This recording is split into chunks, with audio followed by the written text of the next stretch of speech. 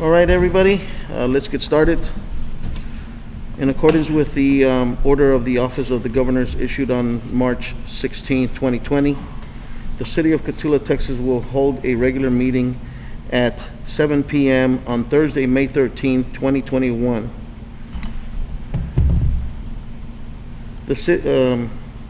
At the Alexander Convention Center, IH 35 Access Road, Cotulla, Texas 78014. City Council will have the option to attend in person or by conference call. Will everybody please join me? Roll call. Is everybody here? Yes, everybody's here. We have perfect attendance today. Thank you all for coming in. Will everybody please join me in the Pledge of Allegiance? I pledge allegiance to the flag of the United States of America and to the republic for which it stands, one nation, under God, indivisible, with liberty and justice for all.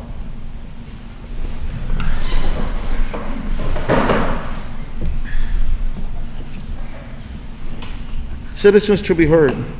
In order to limit the number of people in attendance per governor's order, public comments will only be accepted in writing no later than 30 minutes in advance of the meeting by sending them to City Secretary Bianca Maldonado at biancam.citysecretary@gmail.com. City Council cannot discuss or present any issue, nor may any action be taken on any given issue at this time. Ms. City Secretary, was there any citizens signed up for citizens' comments? Thank you very much. Moving on to item number 5, departmental and committee reports. We have most of the reports for the departments are in writing. We do have 2 departments that are going to present orally, both water and gas. And so I would ask David to start off with his departmental report. Hello, Mayor, Council. Like Mr. Dovalina said, you have a written report from me. I'm just going to touch on a few aspects of the report and answer any questions that you may have. The water line extension to the airport, actually on Tuesday this week, they had an inspector from Texas Water Development Board come out, and he inspected the line, and he didn't have many comments to give me. He asked me a few questions, but it was nothing serious. He is going to issue a report. It was the same gentleman that inspected our new water well, number 9, and he had very minimal things on the report, and like the contractor took care of it right away. For what I see, and I assume that he saw, looked like everything was good. So that line does have water already. It is active. There's a multitude of taps at the airport, and they are currently using it. So far, there's them. The LaSalle County Fairgrounds is going to be on that line, and then there's a rancher past the fairgrounds that's on it currently. So, and they are getting service from it. Okay. As far as water, also, our new water well number 9, we have a warranty issue with it. The warranty issue is a small chlorine pump, which injects the chlorine disinfectant into the water at the water well and disinfects the water before it comes out, to the citizens. That pump has failed. The contractor has the pump on order, and it'll probably be another week or 2 before it comes in. Pumps take time to come. They usually don't have them just there on the shelf, so it'll take a few weeks. Until then, I can't use the well. The well is out of service, so as soon as he gets the pump, we can get it back into service and operational. So that well there, I'm kind of limited on what I can do for treatment because it's a direct injection into the system. I don't have a ground storage or anything like that we could go and physically do, disinfect the water. Are the water levels holding? All the other, yes, sir. And currently, last month we were averaging 1.576 million gallons per day. In the summertime, we are going to reach areas between 2 and 2.5 million gallons. 4 wells operational, we'll do that with ease. We'll be okay. It won't be an issue. Excellent. It's obviously in the past when we had 3 wells and they were kind of breaking down, it became a struggle, but we're in a much better position than we were in the past. The new water tower, we're we're 1 month in the fabrication. The total amount of time was going to be 3 months of fabrication. After the 3 months of fabricating the steel, cleaning the steel, they are going to come out and erect the tower. There is no activity there because they're fabricating at their warehouse. McGuire Iron is. When they erect the tower, the time frame should be 6 months till completion. So I just wanted to touch on that real quick, but there's just really not a lot of action going on with the tower. And that's pretty much what I have for the water. If there's any questions for the water, I'll answer them now. No, I don't. Councilman, any questions for Mr. Wright? Okay, the Cotulla Wastewater Department. I have really just one thing I want to touch on. I believe it was 2 meetings past, Ms. Berna came in and we set up a task order with CDM Smith to do some improvements at the wastewater plant. We did have a meeting about it today, and per the city's recommendations and CDM Smith's recommendations, we came up with 3 tasks. One of the tasks is to put a mechanical bar screen in the lift station, the main lift station that's at the wastewater plant. What we're actually going to do is that there's an older lift station there just behind it that we use as a holding tank. They're going to go ahead and renovate that, and they're planning on running a mechanical bar screen. Mechanical bar screen is like a corkscrew that drives up through the lift station, and it has a screen at the bottom, and it grabs any trash and it takes it out, and it goes to a dumpster or a trash can, like something like that. It's very much needed. We had Badger come out last month and clean out that lift station. And right now today, or yesterday, I inspected the lift station and it was already packed again. The trash is excessive, and it's been like that for many, many years. There's actually many contributive factors to that. I can't just say it's one place. Of course, your prison has your noodle wrappers and stuff like that, but then our citizens are using baby wipes. And baby wipes do not disintegrate and they don't break down. It gets into our equipment and it clogs our equipment, destroys our equipment, overheats motors. It costs us a lot of money. So we're trying to we found a way to mitigate that problem. And that's the solution. So we all keep our fingers crossed and hope it works, but that's the solution. The second task they had for there is the drying beds that we have. They're down at the bottom of the plant. It's a series of filters or beds. And we waste out the liquor. When the concentration of liquor, which is the solids that's in the system, when it gets too high, we waste it out to the beds. In the wintertime, when it cools down and it's wet and rainy, they don't dry like they should or like they need to. So concentration levels in the plant and the aeration basins elevate. When they elevate, it causes issues with our permit levels. So we get closer and closer to our permit levels, and it gets very precise. If we make the smallest little mistake, we can blow permit. I'd like to say over the last 8 years, we've been very good with that. We have had some instances, but it's just not sufficient the way it is. So they have a task order to add 3 new drying beds to the side of those drying beds, okay? And then they're going to talk about, or they're going to propose to renovate the beds that we have there. So essentially, I know you just see a bed and it's sand, but it's actually a filter. So what's happening is the solids are sitting on top, and it's going through the sand, then it goes through a gravel bed, and then it goes back into the system again, and it should be at water at that point. Well, the sand and the gravel, it's clogged, so it doesn't drain as quick as it should. It hampers the system. So that's another thing that we were going to repair there. So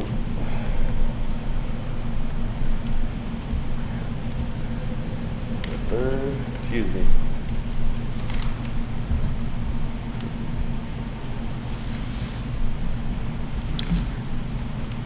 Any questions, Councilman?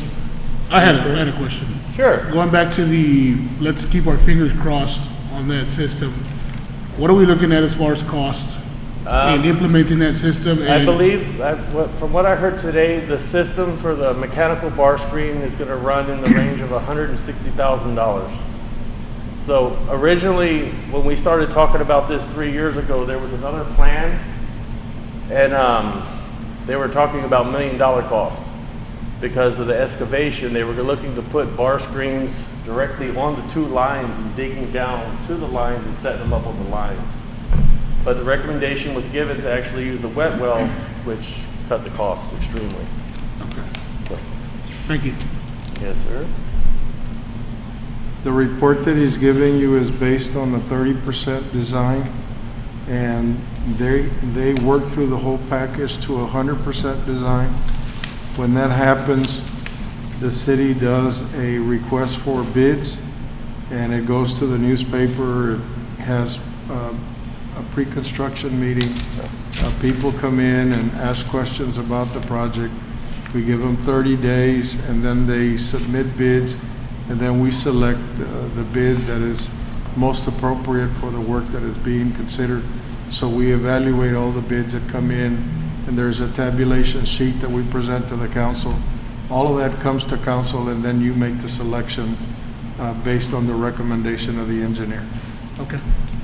Okay, the third portion of the project is in the wastewater plant, you have aeration basins which have the bacteria in them that eat any biological material that come into the plant. And that biological material, or the bacteria that eats the biological material, actually lets out a different material that's heavy. And that, what happens is it goes from there and it goes to these round clarifiers. And there's 3 of them in the plant. The one that we have in the middle of the plant is pretty much, lack of better words, is falling apart. It's out of service. The gearbox it's already been stripped. The metal is already ruined in the gearbox. The metal inside the clarifier has also it's just falling apart. And it's been like that for a few years. And that was also one of the items that we wanted to get repaired. And actually the repair is going to be like a total redo of every metal component on the clarifier. And then we will actually have better capacity to treat water in the plant. And for that one, you're gonna probably try to get the cost and all that for repairing Yes, that? Ms. Verna, do you have any of those costs with you at the moment? Okay, yeah, we'll get them. Okay. So, but they're like Mr. Dovalina said, and you know, that they're on at 30%. Correct. And as they progress, they'll get a better handle the cost and all that would be. Okay. So as far as wastewater, did you have any questions? No, sir. No. Thank you very much. Councilman Okay. The gas report is actually going to be given by Mr. Geraldo Reyna.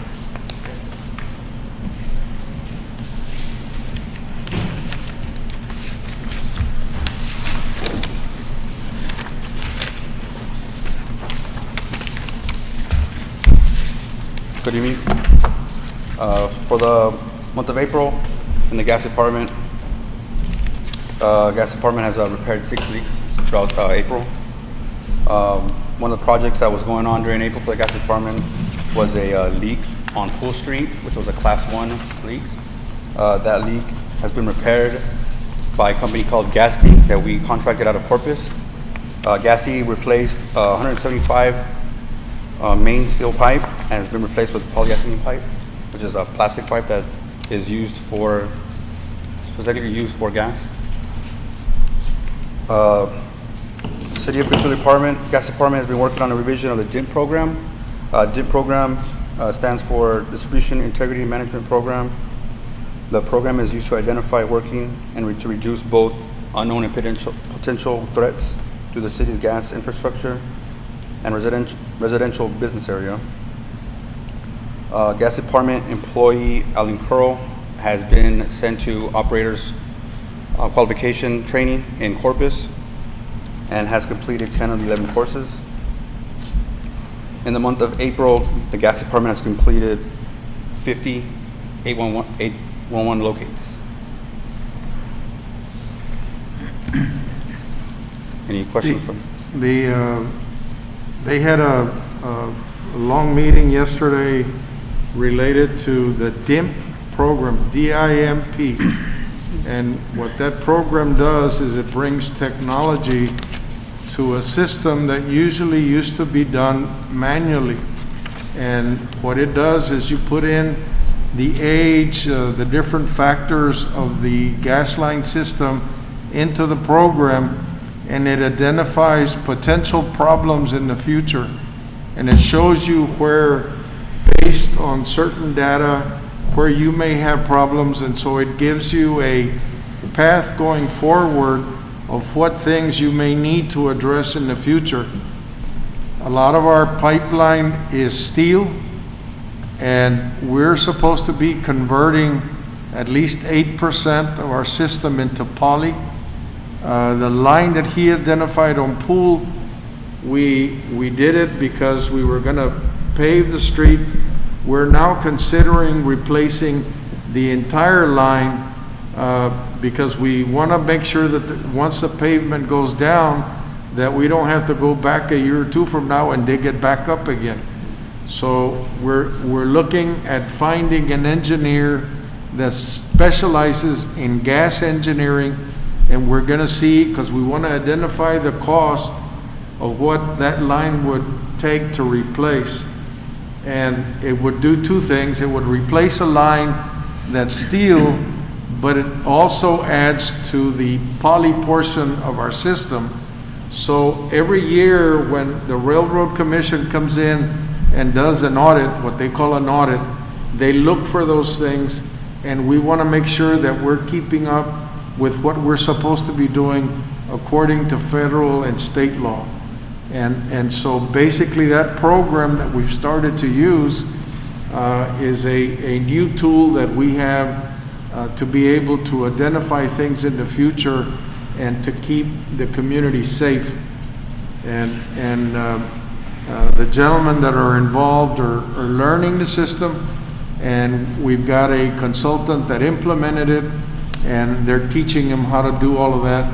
And so they had a day-long training program with our gas consultant, Simon Peña, who has been our gas consultant for many years. So is this DIM program, is that similar to mechanical integrity, like on pipe? Is that what you're looking at, like, as far as the gas, the steel pipe goes? They look at the integrity of the pipe, they look at the cathodic protection, they look at the mechanisms as far as metering. There is a evaluation process that is done on a yearly basis that looks for gas loss. So what they do is they compare the gas that you paid for and the gas that came in at the main, what they call the main gate, and then they look at our books to see how much we charge for consumption, and they compare those two to make sure that acceptable is 10% or less loss. And I believe the last 2 or 3 years we've been at 5% or less. Thank you, sir.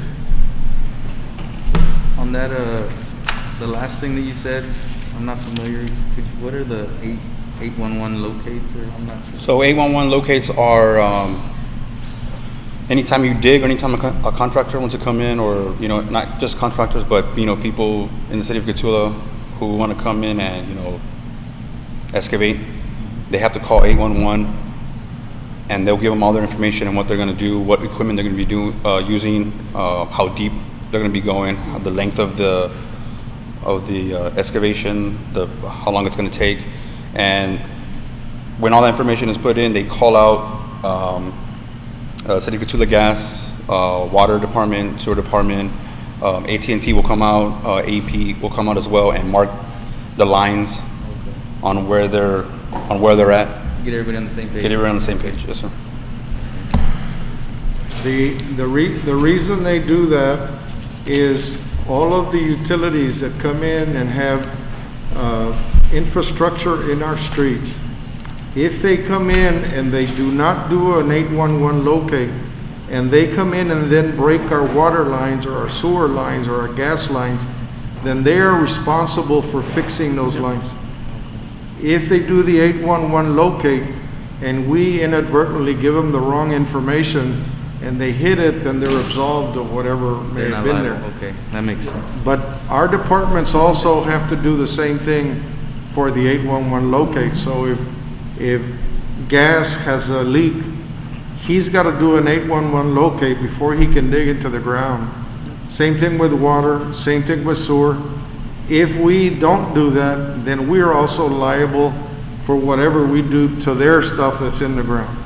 And so the way you protect yourself is by calling 811, and so all the utilities know where everybody is. Okay. Makes sense. Thank you. Yes, sir. Any other questions? Councilman, any other questions for Mr. Gerardo? Thanks, sir. All right, Gerardo, thank you very much for that report. Do we have any other reports? That's it. That's it.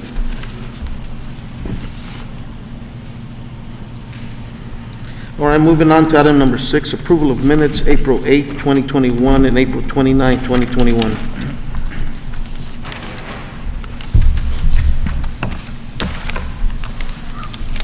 Councilman, I don't know if you had a brief moment to go over the minutes. Ms. City Secretary, was there any changes made on the minutes? Thank you for that. No changes were made. If you had time to look the minutes over, I need a first motion to approve the minutes.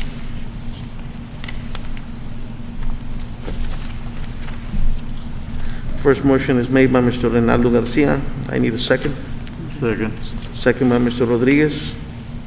All in favor say aye. Aye. All opposed say nay. Motion carries. Moving on to item number 7, discussion and possible action on an ordinance authorizing the issuance of the City of Cotulla, Texas combination tax and surplus revenue certificates for obligation, Series 2021, providing payment for the certificates by the levy of an ad valorem tax upon all taxable properties within the city, and further securing the certificates by the lien on the pledge of further securing the, and the surplus renews the city's waterworks and sewer system and providing other matters related thereto.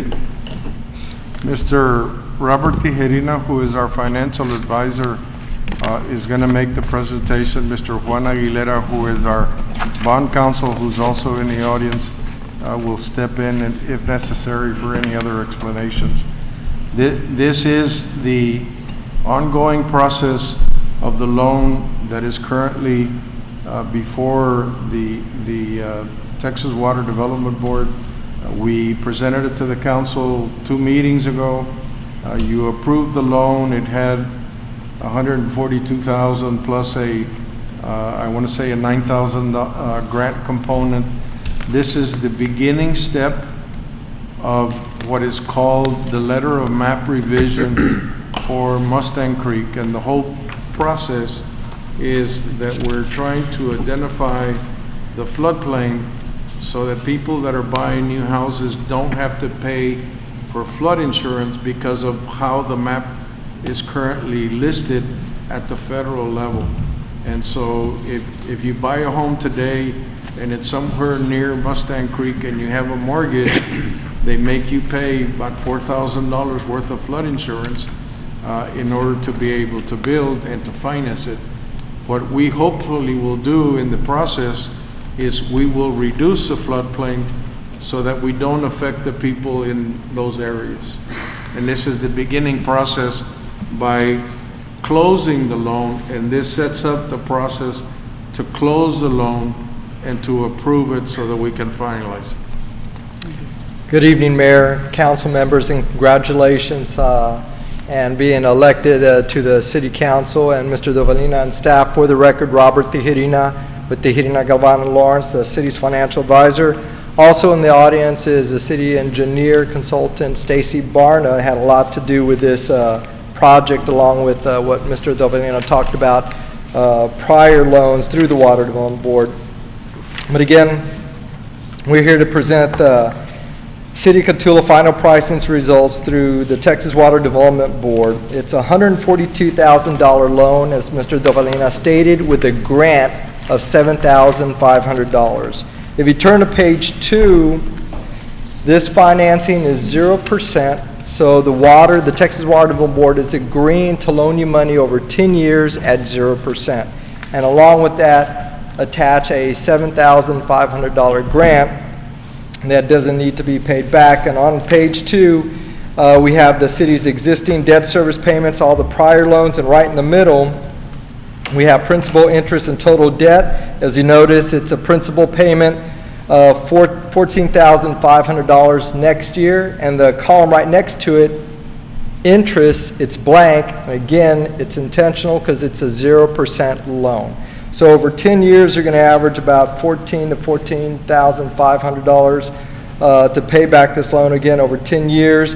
And the columns to the right, the total existing debt service includes the city's prior loans with the Water Development Board and other loans, and this Texas Water Development Board loan.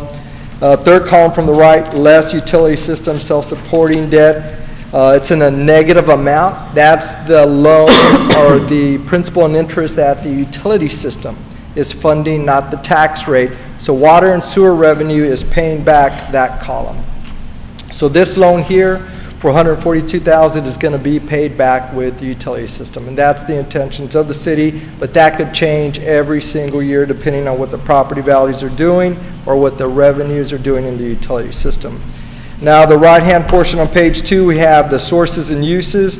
The par amount, $142,000. Right below that, uses, project fund deposit, $124,100. Used for, right below that, the flood planning, as Mr. Dovalina stated, letter of map revision. And we have the cost of issuance, which includes the Texas Attorney General fee, bond counsel fee, FA fee, along with the paying agent fee totaling $17,900.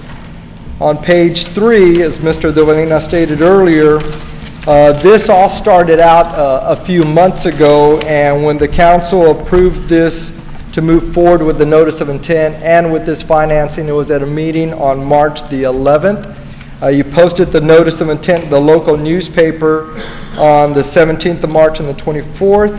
Last week on May the 11th, we locked in the interest rate, which is again at 0% over 10 years.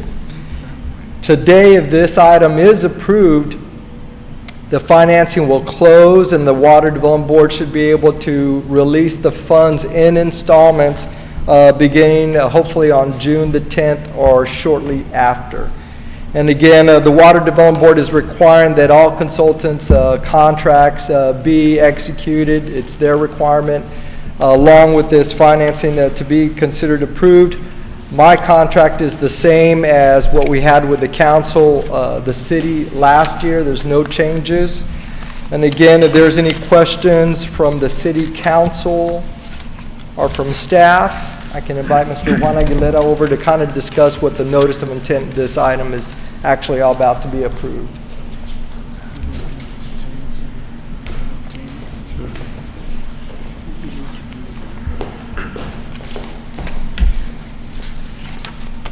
Good afternoon, good evening. My name is Juan Aguilera. I'm with the law firm of Escamilla and Ponick, and we have the pleasure and the honor of serving the city as your bond attorney. So you'll see me come around if there's ever any financings. That's all we do, is just the financing aspect of anything that you may want to consider. First of all, I want to say congratulations, as Robert mentioned, to the council members on your election. Happy to be meeting you today and working with you. And I also wanted to thank, I'd be remiss if I didn't thank your city secretary, Bianca Maldonado, for all the help she's given us. Got a lot of signatures. I know, Mayor, your arm, I know it's hurting. I can tell from all the signing you had to do today, all the requirements that we have to do. What I have before you in that long agenda item is the consideration and approval of an ordinance, and the ordinance is the loan agreement that you have now with the Water Development Board, and this is something that is required by the Attorney General's office, and has been mentioned already. The council back in early part of March 11th, I think Mr. Tijerina said, adopted a resolution to publish a notice of intention. So that's been done as required by law, and also in talking to Ms. Maldonado, the notice was also posted in the city's website as required by law. So all those things have been done. Now the next thing that's before you is now consideration of the ordinance. I have taken all the information that Mr. Tijerina has presented to you as far as the yearly payments. We also noted in the ordinance that you have a 0% interest. One thing that I also want to mention is that you can, and this is part of the agreement with the Water Development Board, pay off the loan at any time, on any date. I don't know why you would want to do that since it's 0% interest, but you have that option to be able to pay off the loan at any time prior to the 10-year when you completely pay off the loan. So that's one of the things. As Mr. Tijerina mentioned, there's also some things here that are attached with this order that the Water Development Board requires that all your consultant contracts be engaged and improved of. So, and then the other thing is, as was mentioned by Mr. Dovalina and also by Mr. Tijerina, there is a grant component also of $7,500, and that we have a separate agreement, and also we need to have the council approve the grant of $7,500, and for the mayor to be able to sign the necessary documents. So, Mayor, if it's the council's wishes to move forward, if we could have a motion to adopt the ordinance as presented and to approve the consultant contracts, and again, these are the same ones we've used in the past, and also to accept the grant of $7,500 and to allow the mayor to sign all the documents that are needed to get the $7,500. Councilman, any other questions? No. Now I need a motion to approve the grant for $7,000 and the contracts to move forward as well, and to accept the contracts of the engineers that are helping out with this project. So first motion is made by Mr. Sertuche. I need a second. Second by Mr. Garcia, Hondo Garcia. All in favor say aye. Aye. All opposed say nay. Motion carries. Thank you very much. Thank you, sir. And it's a great financing, thanks to Ms. Barna and the financial advisor. 0% interest, you can't do any better. And then a grant on top of that. So congratulations to the city. Thank you. Before we move on, I'd like to say thank you for Ms. Stacy. Because of her, she has a lot of input in these projects with the Water Development Board. She's helped us on many other projects as well, and she's done very well for us, for our city. So, thank you, Ms. Marner. Thank you.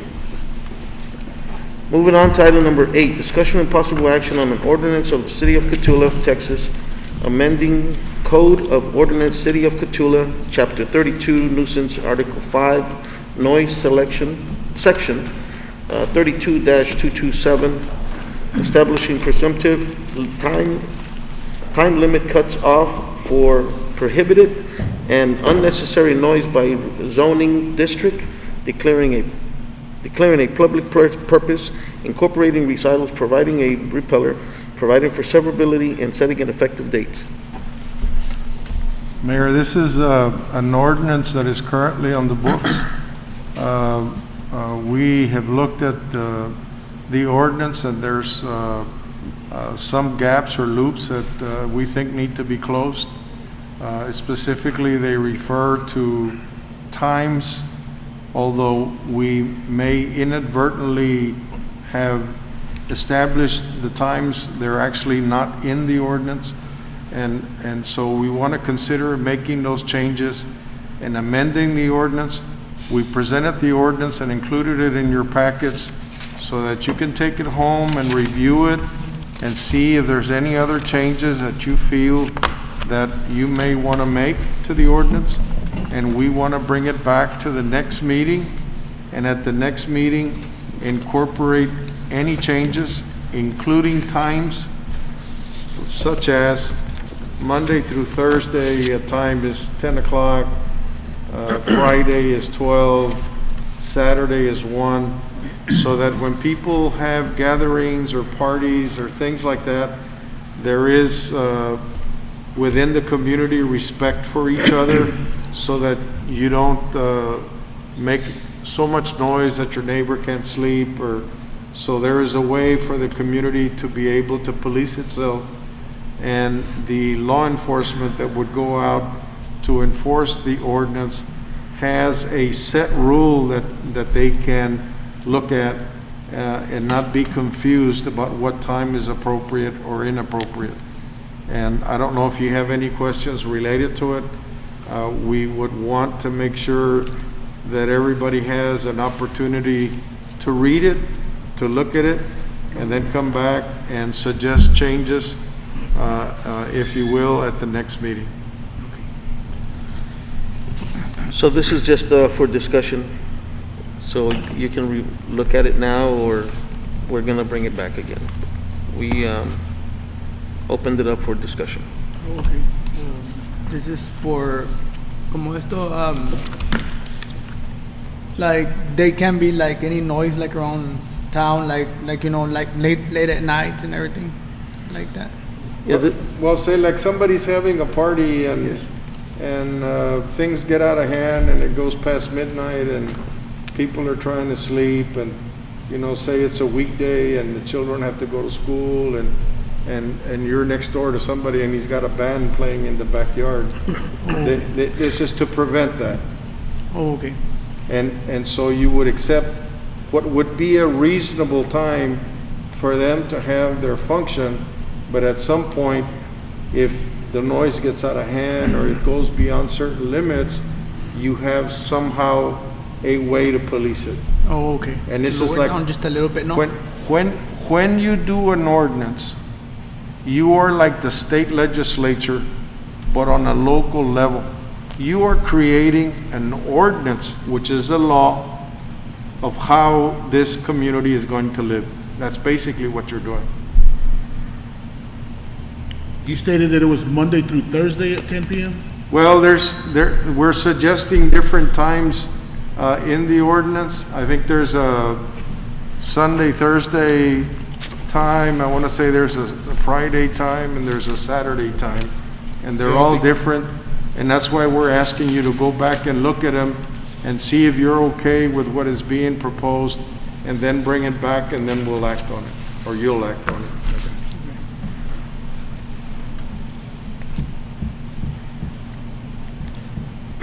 Any other questions, Councilman?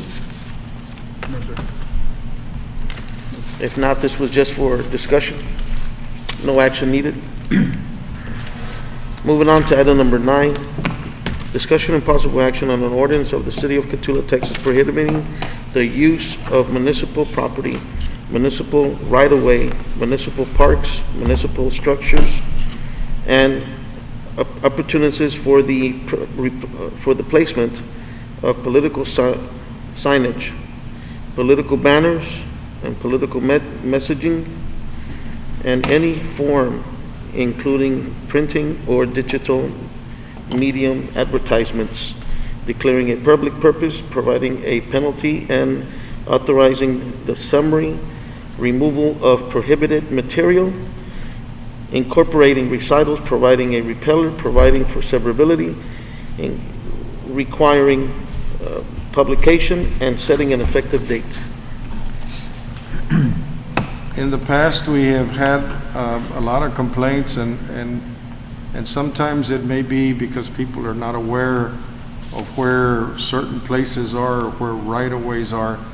And so we have had complaints with different political candidates about this sign is in the right-of-way, this sign is in the park, this sign is in certain places, and we've got no way to enforce it. And so what we're doing is we're establishing parameters of where signs can be placed and where they cannot be placed. What is not in the agenda, because I saw it this afternoon on the ordinance, is that you also have to have an amendment to the ordinance to say how long a political sign can stay up anywhere in the city after an election, and usually it's 10 to 15 days after an election is finished, that the candidate or his campaign people have to go back out and remove all those signs, regardless of whether it's a city election, state election, federal election, whatever it is. This governs all political signs and will govern all political signs in the future. So again, we want you to look at what it says and see if you're comfortable with what it says, and then bring it back at a later meeting, make amendments, however you decide you want to make those amendments, and then we'll incorporate them, and then we'll put them up for your review, and then you can determine whether you want to pass it at that point in time. Councilman, any questions on item number 9? Larry, even if those signs are on private property, it doesn't matter? It doesn't matter if the city regulates the number of signs regardless of whether they're on private property or public property. And this limits the public property. Yeah. But even if the sign is in private property, you still have a timeline in which after the race is done, that you have to remove it. In the cases where you have general elections, where you have a primary and the candidate is running, say, between parties, it's a Democrat, Republican type of thing, then the sign doesn't have to be removed as long as there's a pending election in November. And once that takes place, then automatically the sign ordinance kicks in, and you then have that specific amount of time to remove your signs. And if you go around town, you can see that some political signs are still up from last November. Again, this item number 9 is also a discussion, so if you have any questions, right now is the time to ask them. If not, this will be brought up back to you as well for approval. So if you can look it over and study them, and if you see any changes that you want to make, the following time is the time to do it. Did I hear it correct? You said a number of signs was going to be limited as well, or? No, there's no limit on the number of signs, unless you want it to be. No. Thank you, sir. If there's no further questions on item number 9, that was only a discussion. Moving on to item number 10. Discussion and possible action on a resolution of the City Council of Cotulla, Texas, designating Alderman Eloy Sertuche, Alderman Reynaldo Garcia, Alderman Alejandro Garcia Jr., and Alderman Manuel Rodriguez, and removing Alderman Alfredo N. Gonzalez, Alderman Luis Ayala Jr., Alderwoman Trish Garcia, Alderwoman Oralia Mary Koraleski, Alderman Estanislao Lopez, and Alderman Henry Gilbert Ayala as an authorized signator on all municipal bank accounts held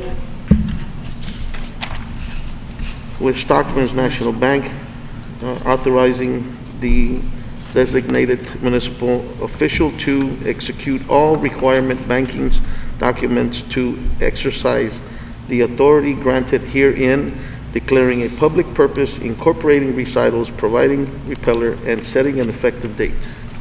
This is a general housekeeping that we do when councilmen get elected. We require all our checks to have dual signatures. And so this allows each one of you that have now been elected to have the authority to sign on to these accounts. And we're taking out the old people, not the old people, the previous council members that were there. And so we're updating all our signature cards. Am I saying that, am I correct by saying that Mr. Juan Garcia's name is not there on the list? Because he's already already in there. He's already listed. Okay. So I need a first motion to approve item number 10. So move. First motion by Mr. Juan Garcia, second by Mr. Rodriguez. All in favor say aye. Aye. All opposed say nay. Motion carries. Moving on to item number 11, presentation of financial statements by Jorge Flores. Mr. Flores.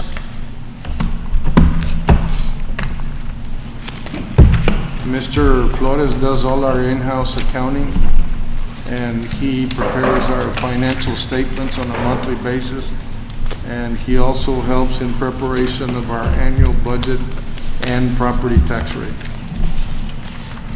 Thank you, Mr. Dolina, Mayor, Alderman, good evening.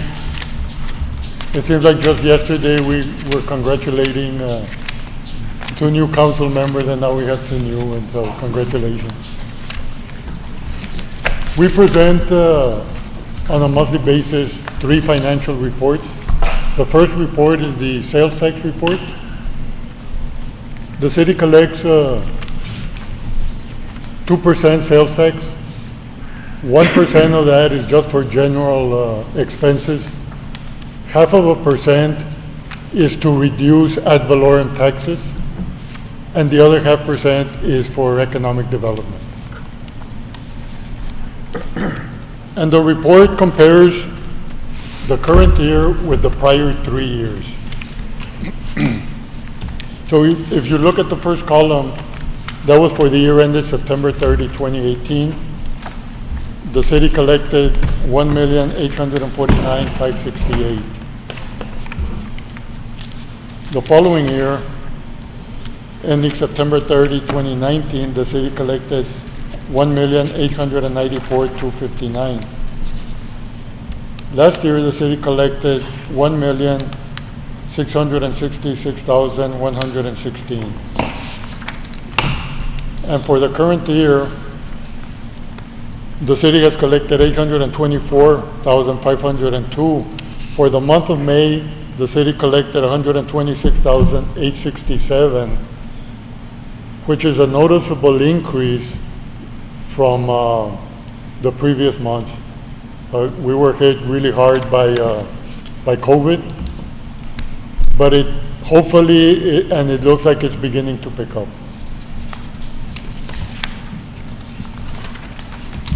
The next report also reflects the same hit the city took from COVID. This is the hotel motel tax collection report, and it also compares the prior 3 years to the current year. So for 2018, the city collected $834,614. For 2019, the city collected $1,188,400. For the year ended September 30, 2020, the city collected $803,626. Now, if you look at the last column, for the month of April, the city collected $170,779. We haven't had a quarter like that since right before COVID. So the hotels are full. Hopefully, this trend continues, and we continue to increase the hotel motel tax collections.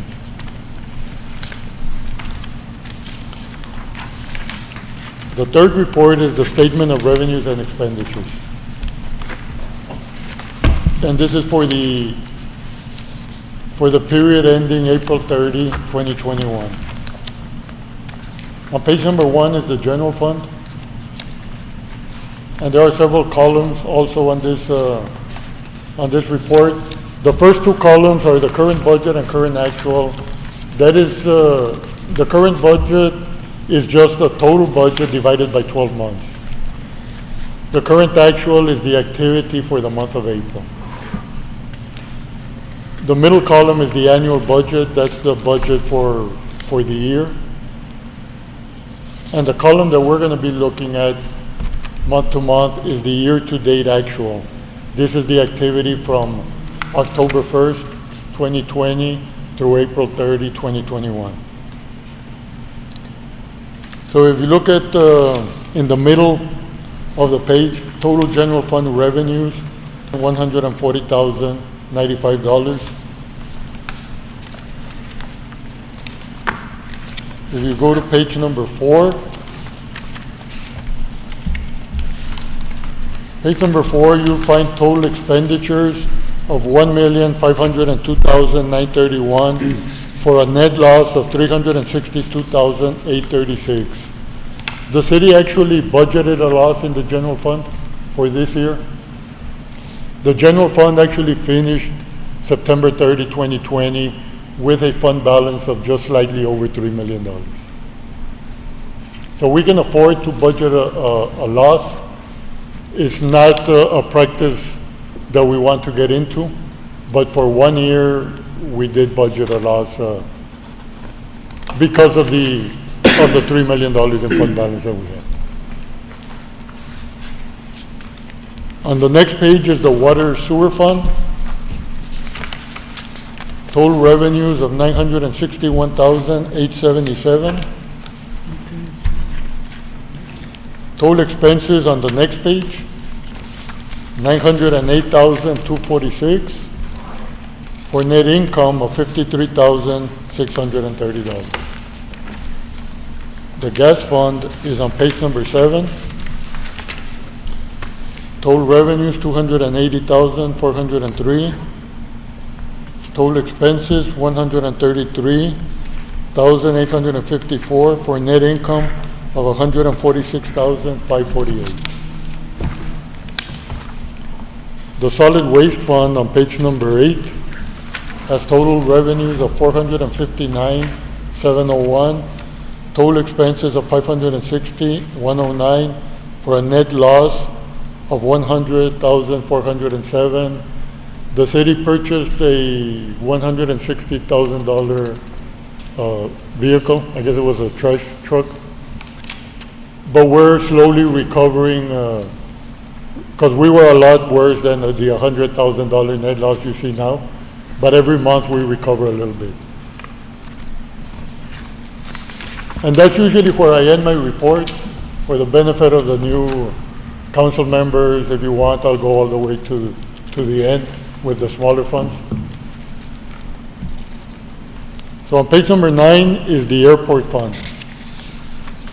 The airport fund has revenues of $17,498, expenses of $24,538 for a net loss of $7,039. The airport fund also has a balance at September 2020 that covers this deficit. The hotel motel tax fund on page number 10, total revenues $303,013, expenses of $45,550 for a net income of $257,462. And the hotel motel tax fund has a fund balance of about $1.3 million at September 30, 2020.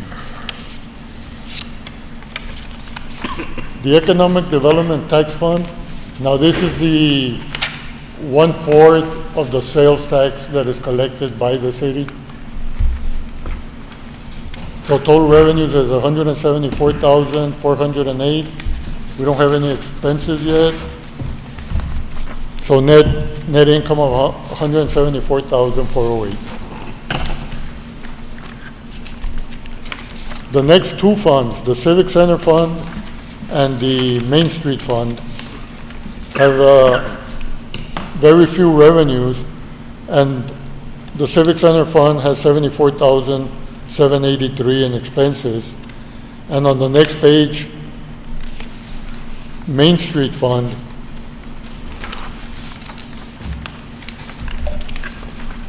has $89,507. Now in the month of May, not reflected on this report, we actually budget the hotel motel tax fund giving money to the Civic Center and to Main Street. Now that will be reflected in the May report. So those net losses that you see right now will be taken care of in the May report. Page number 14 is the debt service fund. Total revenue $603,494. Total expenses of $264,228 for net income of $339,266. And the last one is we have a CDBG project fund. I believe that is the Ortiz street improvements. We have expenses of $84,075. We have not yet been reimbursed. This is a grant from the state. So this one will zero out towards the end of the year also.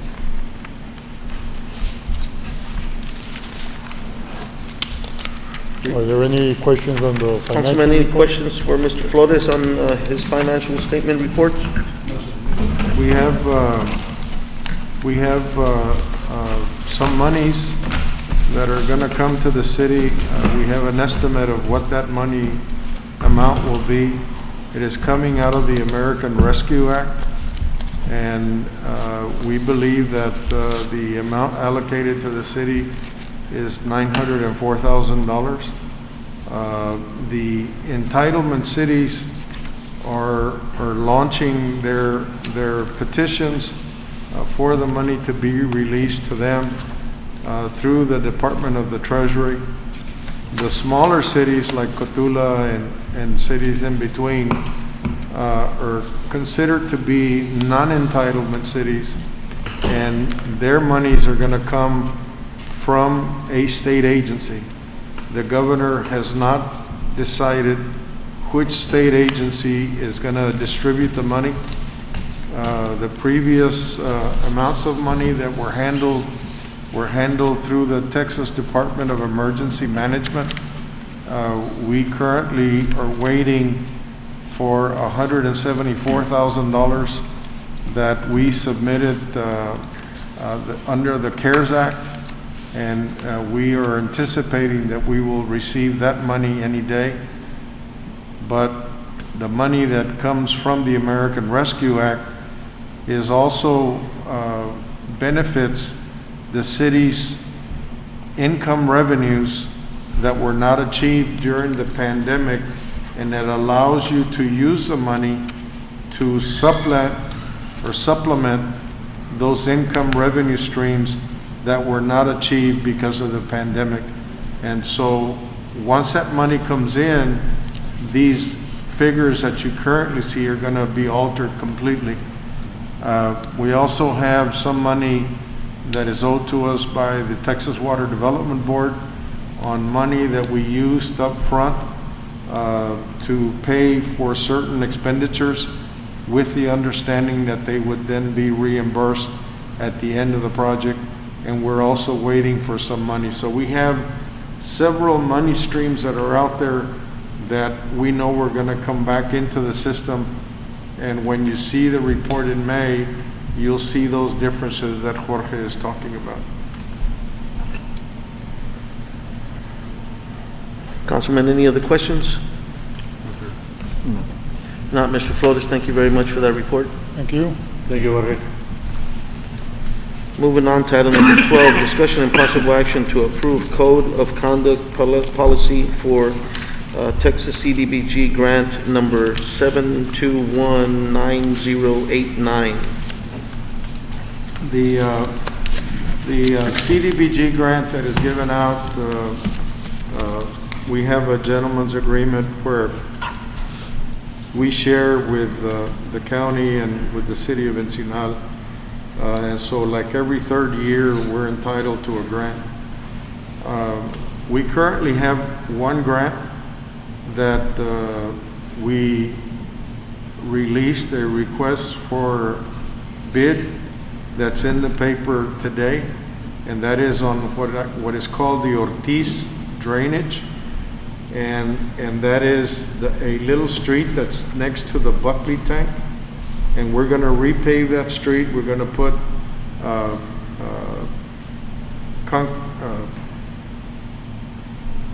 curbs on it, and we're gonna use the street and a drainage area that we're putting in order to get the water out of that area.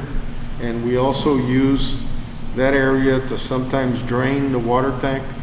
If you look at it today, we had originally bought the property and paid for a concrete channel that goes in the middle of that creek on the other side of Gulf, going to Mustang Creek. That was the first phase. This is gonna be the second phase to drain all that water back out of that system with the first CDBG grant.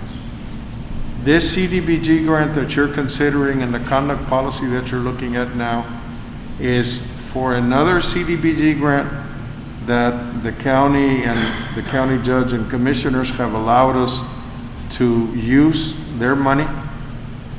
And what we're trying to do with this money is we're trying to bring it into utilities because we're trying to buy generators so that we can operate our system independent of the power system.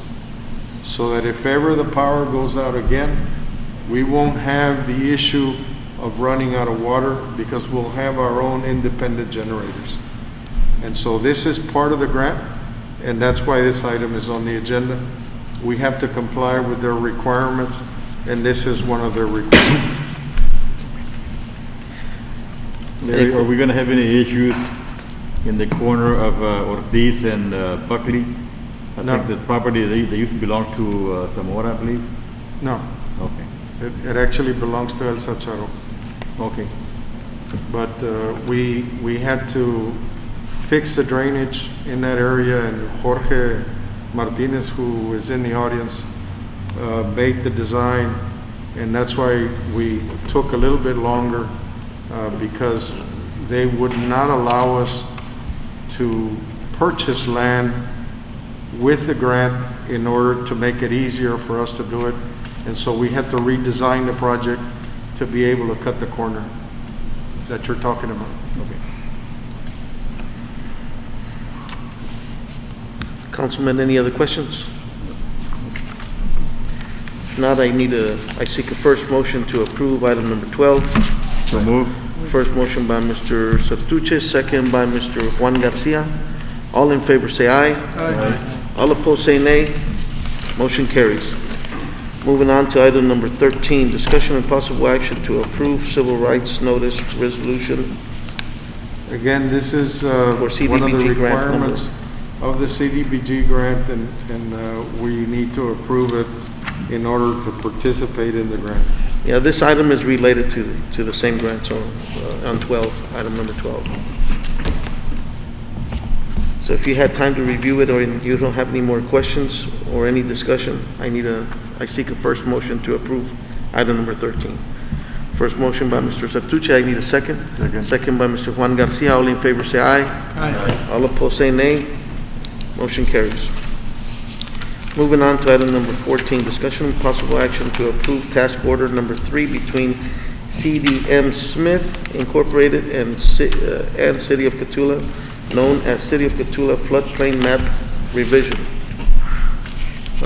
This is the engineering contract. We have several engineering companies that we have done procurement on, Procurements. and they're assigned to different projects in the city. And instead of going out on the procurement again, what we do is they set up a task order and we bring it to council, and council approves the task order. This is the task order for the loan that you approved at the very beginning of the meeting, where we're doing the Mustang Creek letter of map revision, and this is the engineering contract that goes with it. So the loan actually pays for this service.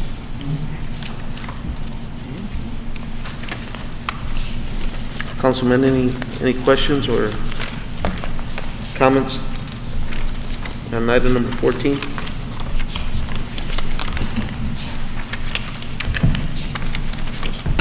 If not, I seek a first motion to approve item number 14. So move.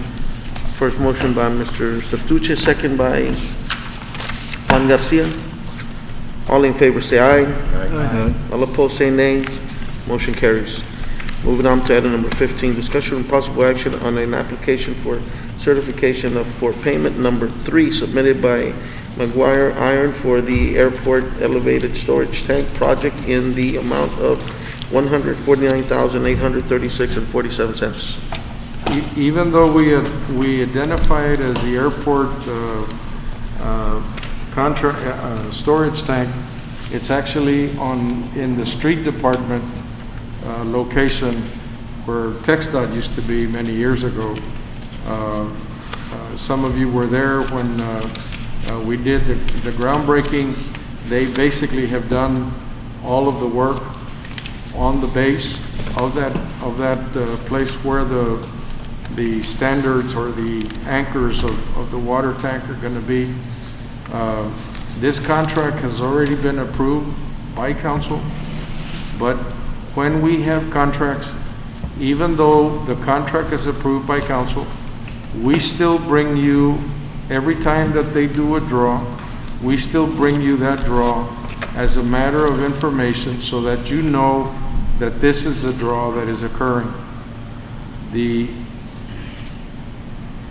actual tank is being fabricated at McGuire Iron's facilities, and they have submitted pictures to us showing where the fabrication is occurring, showing us the materials that they have on hand. They will continue to submit for next month and the month after before you actually see any activity at the site.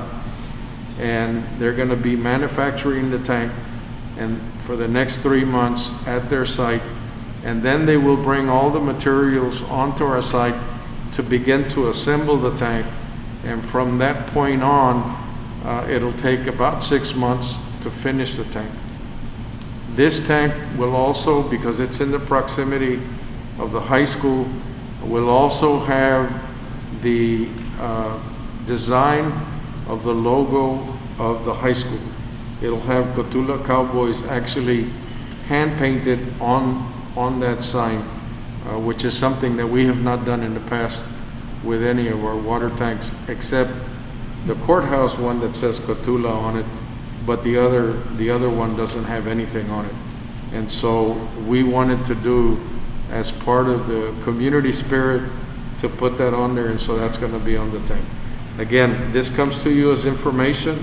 It's already approved, but we would like for you to acknowledge that you're okay with the draw to proceed as we had projected that it would. And for those of you who don't know the location, it's right across the street from the old Little League field. So that's where that elevated tank is going to go. So if there are no further questions or discussion, I seek a first motion to approve item number 15. First motion by Mr. Sertuche, second by Mr. Rodriguez. All in favor say aye. Aye. All opposed say nay. Motion carries.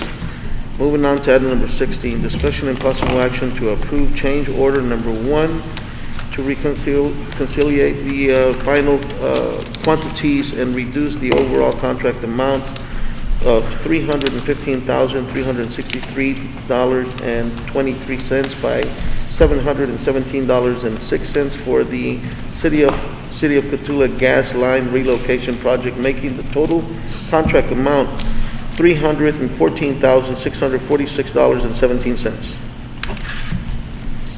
Good evening, Mayor, Council. Jorge Martinez. I'm with Frank Ramos. He's with SMB. Just as the final stage of this project for the new council members, what we'll say is this job is a result of a TxDOT improvement that, so TxDOT is going to be doing improvements along Business 35 and I-35 on the frontage roads, and some of the utilities were in conflict, being this is a gas line that was in conflict. So the exercise that TxDOT requested the cities to relocate it. This job is 100% reimbursed by the state. So all this work related to this, the gas line construction, the engineering, everything's going to be 100% reimbursed by the state. The item before you is to reconcile the quantities for the actual items that were installed. So if you, there was a reduction overall after everything was said and done on the job, a reduction of $717.06. So this is just to approve that reduction in the overall contract. That's what the next item we'll discuss. We'll continue on the same project, but this is what this item is, just for a change order. Councilman, any questions for Mr. Jorge Martinez on item number 16? None. Not, I seek a first motion to approve item number 16. So move. First motion by Mr. Juan Garcia, need a second. Second by Mr. Cotulla. All in favor say aye. Aye. All opposed say nay. Motion carries. Moving on to item number 17, discussion and possible action to discuss project liquidated damages to approve final pay application submitted by Miller Brothers for the gas line relocation project in the amount of $15,732.31. Good evening, Mayor, Council again. On this item, so back in December, this project was awarded. There was a specific time frame that was allotted for the job. If you recall, when we had the freeze during that time, this contractor was in construction. They did have issues, a lot of issues that were related to COVID, related to the freeze. They're from out of town, so they did see a lot of problems coming back and forth during this chaotic period. So if you read the contract, this item is brought forth because if you read the contract, they went over their days, and the only way that they can be relieved of that is by council approval. The liquidated damages per day on this job was $1,000. So if you were to do the math, I believe it was 30-something days it was exceeded. For 24 days, I apologize. And when you do the math, they would end up owing the city some money for this, being that they were overdue. Our recommendation, being that all these things that went down with the freeze and everything that came out, our recommendation, because the city's getting 100% reimbursed for all this, is to let it go and move on forward, so that we can continue to get bids on future jobs for gas line improvements in the city. That's our recommendation, but it's, like I said, the council has to review it and decide for themselves. Like I mentioned earlier, the state will be reimbursing the city 100% of this, so regardless how the outcome, this is going to be fully reimbursed. We are going to submit to TxDOT. As Jorge said, this is 100% reimbursed by TxDOT. We are going to submit the reimbursement request of $300,000 that we are probably going to have to advance to Miller Brothers, but we've already paid for the engineering services, which is about $74,000. So we're going to add this to the $74,000 that we've already paid and ask TxDOT for the $400 and some odd thousand that they need to reimburse us. Once TxDOT pays that money, that will come back into the city as financial picture, and it will add back to some of those deficits that you saw in the process.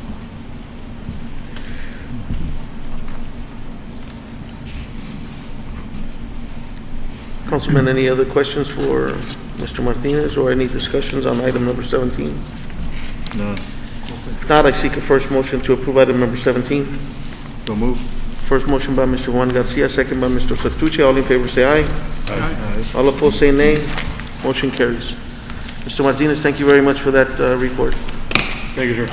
or presentation. Thank you. Moving on to item number 18, discussion and possible action on a request submitted by Juan Gonzalez regarding the sale of his 1997 double-wide manufactured home for possible relocation inside the city limits. Mayor, Mr. Gonzalez came in and gave us pictures of his a mobile home, and he is asking us permission to sell. He really doesn't need our permission to sell. What he needs is for whoever the buyer is to bring us the home and indicate where the property would be if he or she decides that they want to move the mobile home into the city. At that point, we would inspect the mobile home and make sure that it complies with all the standards. From the pictures, it looks very usable, and it looks like it's in very good condition, but it would still be left up to council to do that. So council can't really grant the seller an authority to bring somebody in as a third party in order to do the process. We would actually have to deal with whoever he sells a mobile home to. And once he sells the mobile home to that person, then that person would tell us what lot it's gonna go in, and then you would decide that it's okay to bring it in. There is a clause in the mobile home provision that all mobile homes have to be 2004 or better. This is a 1997. Council has made exceptions in the past for mobile homes that are not of that year but have been remodeled, like this one appears to have been, and you have made those exceptions as long as they meet standards. And from looking at it, I don't think there's gonna be a problem, but the way he's requesting permission, council can't grant that permission to him. It would have to be the buyer of the mobile home. So the buyer, would he have to come by to make sure that the trailer house is fitted in a property that doesn't encroach on the city easements? Or? That's why I said you can't literally grant something like this, because the mobile home has to come in, he needs to identify the property, you need to make sure you have all the setbacks on all the sides, and so there's a lot of other things besides just the mobile home itself. Right. That goes into the process of evaluating whether it fits on that property or not. But we're always willing to work with people, and so, we try our best to make sure that we accommodate everybody. I know all the issues are totally different, and I know that we have the standards of, like you mentioned, the 2004 and up. Yes. And if whenever it comes back of the original owner that comes and wants to move that mobile home, and if it comes another situation that arises with a same year model or a little newer, can the standards be dropped from a 2004 lower, or it all depends on the... You have the ordinance at 2004, you have made exceptions to it. The reason you have 2004 is because you've also adopted... It's 2002. I'm sorry, 2002. You've also adopted international building standards, and all buildings within the city have to meet certain code standards. Correct. And that's part of the thing. So when you get a mobile home and it's 2002 or better, it'll meet those codes that you've already adopted for all houses in the city. And that's why you develop that standard. Now, when you see a mobile home that has been remodeled, that is less than, it may still meet those standards, depending on the condition. And so that's where you look at the individual case, and then you decide whether you want to make the exception. And we also can use the inspector that goes, inspects those mobile homes. Yes. Okay. They inspect the lot outside. Yes. And they inspect the inside. Okay. We've had trailers where they have remodeled them and put wood siding on it, and it looks newer and better than the other ones, the newer ones. Yeah, it's brought back to us also, anyway, so individually, and it's up to us to see if it meets our standards, and then we approve or disapprove. So right here, this gentleman is trying to get our permission so that way he can sell it to someone in the city without having an issue because of our ordinance with the 2002, right? Yeah. And since we can't approve that until he has a seller, correct, it essentially just makes the value a little lower because it's against the ordinance, as is. Just clarifying the situation. Because you need to evaluate the lot size, or he may sell it to somebody that has no intention to bring it into the city. I mean, that could also be the case. Okay. So we're not taking that. Right, no action is needed on this item. And we will work with the gentleman. He's, we've spoken to him before.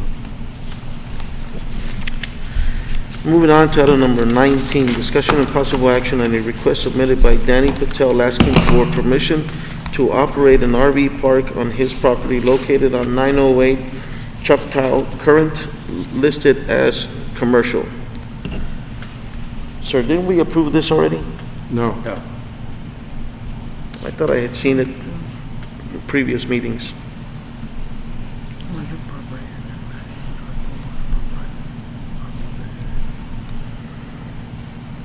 Well, his lot is commercial, so if council wants to approve it, I need a first motion to approve item number 19.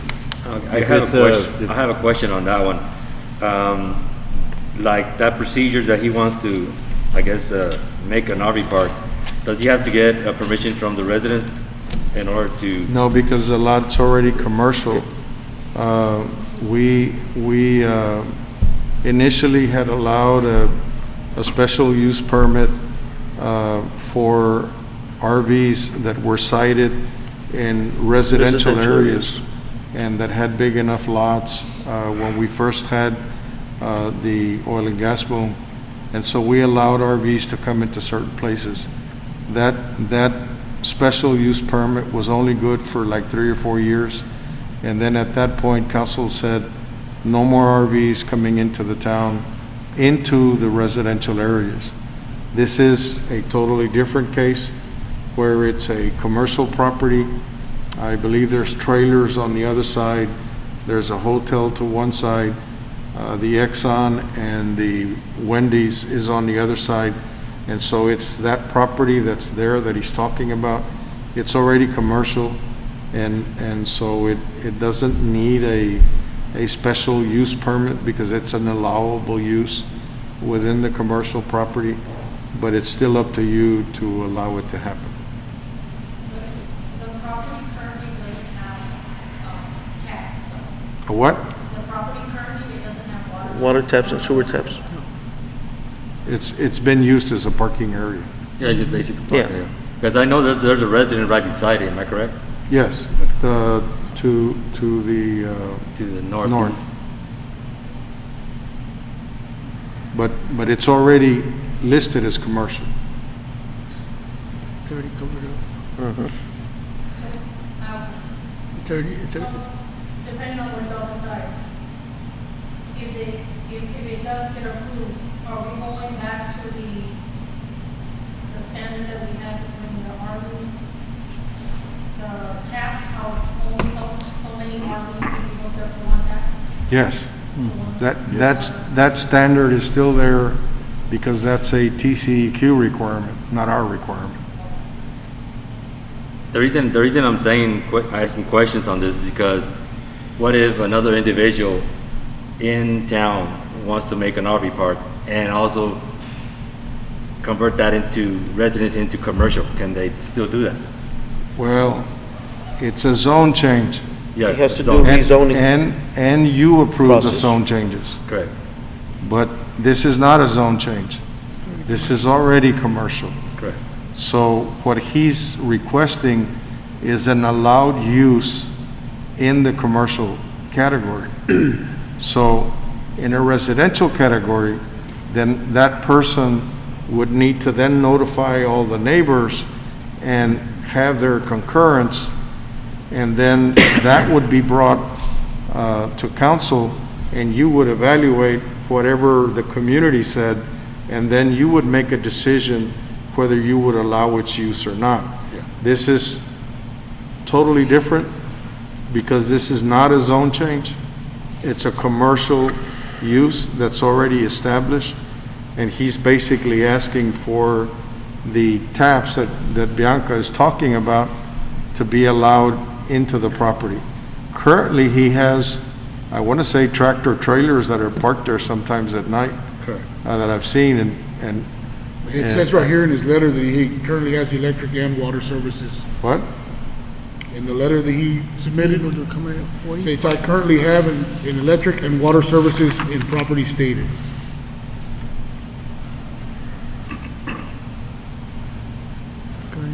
It's in the second paragraph, the last sentence. Yeah, because those mobile homes that he has already there, he already has those services for the whole little block there. Yes. And so that's why he put that in the letter, because it's all considered as one block.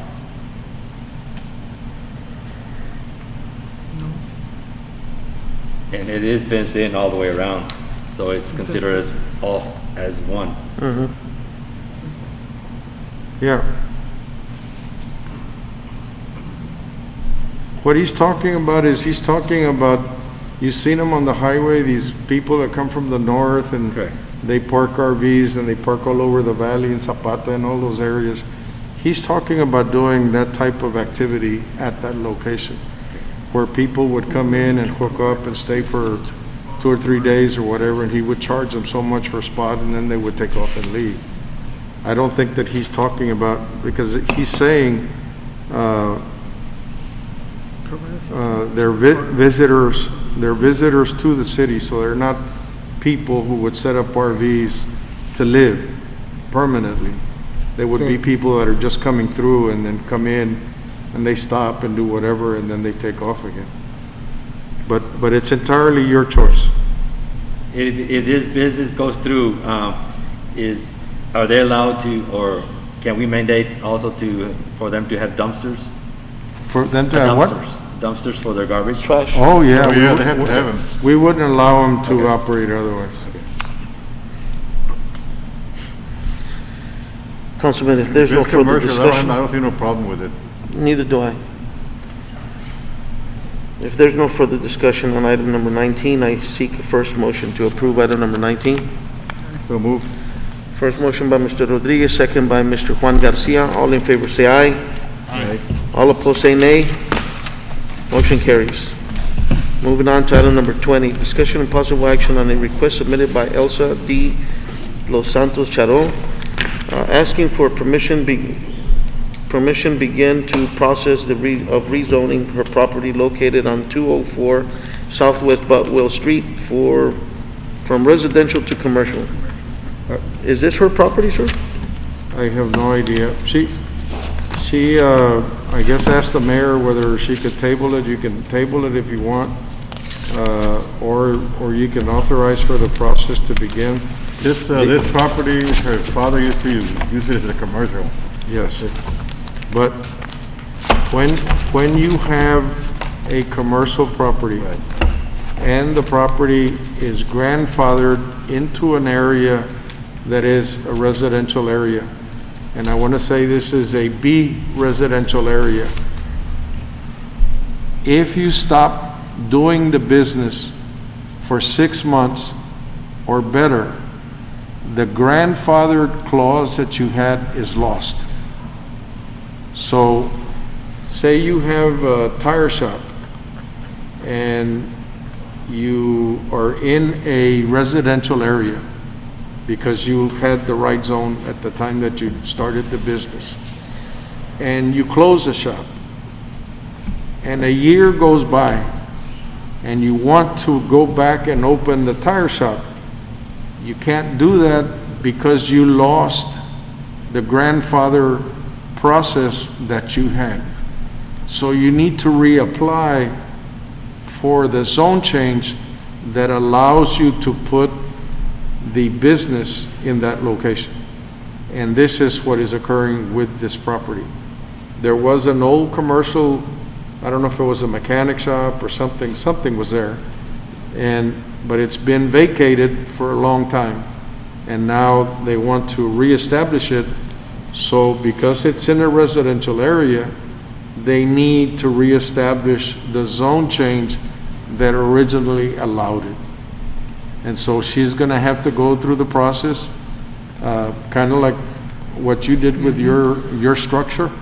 And there is a process, and council has allowed it before, And now but the she's gonna go, process has to be followed. and she'll go to the neighbors like you said. Again, I don't have no problem with this either, because you have to go through the process of rezoning. The neighbors would say no. So, Yeah, but the process is allowed to Yeah. go forward. Everybody's entitled to follow a process and come to you, and then at that point, you either approve or you deny. Has there been any mention of what she intends to do with it as a commercial? What does she intend to do with it as a commercial area? Is it a tire shop? I have no idea. I think it's a tire shop.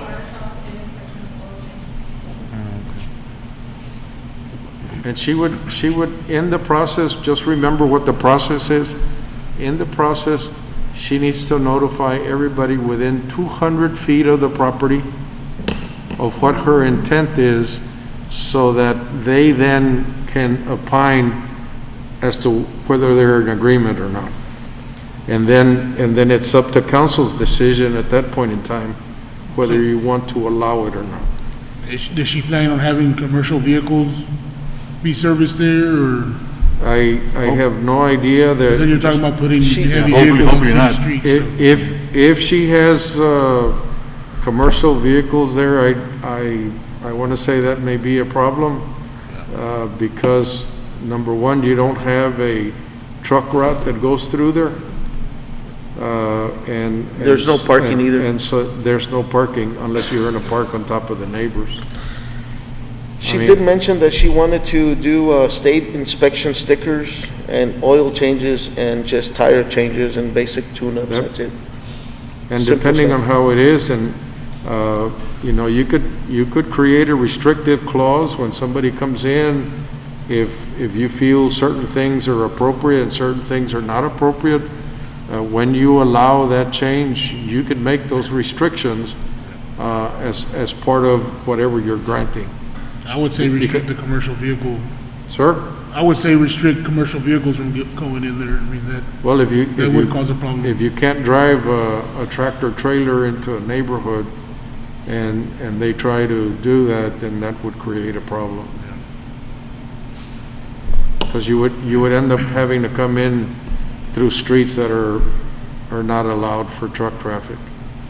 Of course, we have that problem all the time, and it's up to the sheriff, you know. She would also have to do the 2 public hearings, so when we post 2 public hearings and allow the public to come in. There's a process that's followed, and everybody has a chance to speak at all the time. Yeah, I have no problem. Just that was my only concern, was the bigger vehicles being in there. I understand. I mean, I guess since we're such a small town, we can always rezone areas if we need to. But if this were a bigger town, we would want to keep our zones in certain areas to make sure that people only have businesses in certain areas. I guess I would just want to hear from the residents around to be if they would mind if it's a tire shop. I mean, that would be something I'd like to hear before I would approve it. And you will as the procedure moves forward. Okay.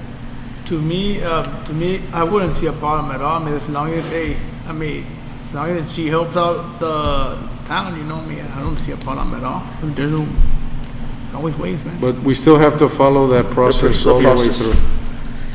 through. You have to rezone first. And so, Yeah. and so you'll make those decisions as it's brought forward to you.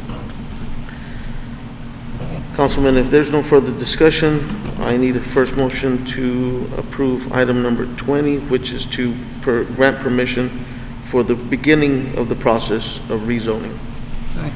First motion by Mr. Hondo Garcia, second by Mr. Rodriguez. All in favor say aye. Aye. All opposed say nay. Motion carries. Moving on to item number 21, discussion and possible action regarding Main Street personnel. We had 2 individuals that were with our Main Street department. One of the individuals, Patsy Lee, has decided to retire. She had been there 13 years. She felt that it was time for her to move on. We also had an individual that had worked there for a year. She was recruited by the city of Pearsall, and in fact, paid her a substantial amount of money, more than what we were paying her, and provided her an opportunity to go back to her community, because she's originally from Pearsall and she was commuting to our city.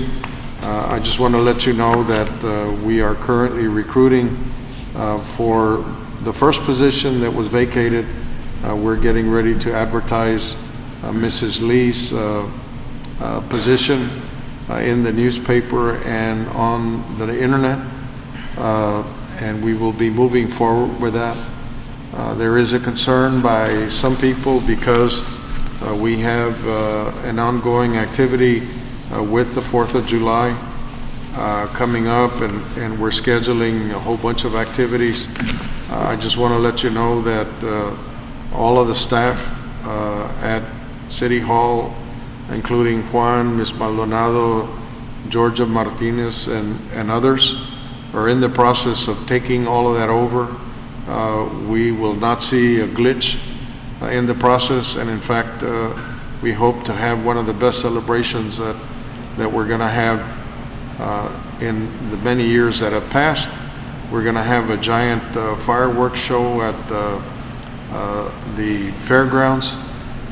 We're going to have an activity on Saturday night as well, and we have some super bands that we will be releasing the names of those bands, and so we're going to have an activity Saturday night. We're going to have a parade as well on Saturday evening at 7, and then we will have the activity on Sunday. Most people that work with governmental agencies are all closed on Mondays because the 4th is taken on the Monday after the Sunday, and so we are very comfortable that we're going to have a great event in spite of the fact that we're going to be recruiting in the whole process to get some people to come back in and take care of the program. We've got a lot of things that we expect to happen this year. I want to remind you that on Saturday, and there is a link to the meeting that is going to be held by the Texas Historical Review Board.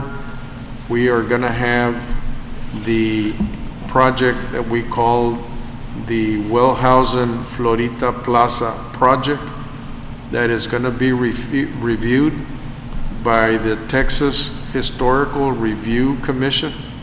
And the submission that we have done, we've worked over 2 years to make this happen, and they're going to review it, and we believe that they're going to approve it for submission to the National Park Service, and it will become our second historic landmark in this city. We already have one landmark designation that we did, I want to say 5 years ago. This will be the second one, and it'll be both the Wellhausen and Florita Plaza itself. We have not done anything to Florita Plaza other than to fix the roof of the gazebo, because we're not allowed to do anything to it until the designation occurs. And so once the designation occurs, we have other ideas in mind that we want to bring to the council and to embellish this project that we're working on. We also have purchased in the past the property that is at the corner so that we can take the bathrooms that are currently in the plaza and move them to the corner and create additional parking space so that for whatever events we have on the plaza will actually look like the original plaza. And so we intend to make some changes so that we can continue to enjoy it as a cultural center. And there is a great deal of national interest that this happens. When we do, we're going to tie an event and we're going to have a celebration for the entire community related to these things. We have been researching. We have a lot of documents. We have a lot of information that we've gotten from individual people. Pictures. We have gotten pictures of activities. And so as we move forward, we're going to develop something very nice in this area. And it'll be an attraction for people who want to come to the city to see this particular area of town. And so we're very hopeful that we will be successful on Saturday. There is a virtual link that you can go to in order to see the meeting as the meeting occurs and as it gets discussed at the meeting. And if anybody is interested in getting onto that, we will provide that link from the city. Bianca is gonna have that link, and they can provide it to you so that you can see the actual review take place at that meeting. That's gonna be posted on the city website? the link? It will. That's good.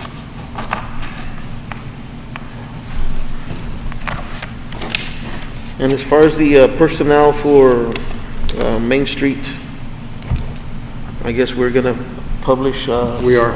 notice for that, so We've had one application so far for one of the positions of it. excellent. We need approval for this, or just, it's No. just a discussion? It's just information. I wanted to make sure that you're comfortable that we're gonna do what we need to do to make this event happen. Excellent. Well, before we adjourn, I just want to say thank you all for showing up. Attendance is perfect today. Welcome to the new aldermen, city councilmen. I think that we, together, you'll see a lot of progress, a lot of decisions will be made, and that will benefit the people in our city. After all, the people are the ones that put us here, and this is why we're here to implement whatever it is that we need to do into our city. Ms. City Secretary? Yes, Mayor, I just wanted to say before we adjourn the meeting, as many of y'all are aware, we currently have one of our employees that's in the hospital, and I just asked that y'all keep her and her family in your prayers. Yes, that'll be Ms. Terry Gonzalez. With that in mind, we had talked at a previous council meeting about doing a fundraiser. We want to try to set our goal on doing May the 30th to have a fundraiser for her and for her family. And we had already discussed how we would do that. And so as we move along, if we set our sights on doing the fundraiser for that day, we'll organize it and we'll move forward in trying to recover some funds for her, and they're desperately needed. And we do ask for your prayers. Councilman, we ask for your prayers, and when this date gets closer, I hope you guys can participate and help us out on the fundraiser. So, if there's any further discussion, any other news or comments, moving on to item number 22, meeting is now adjourned. It is now 8:47.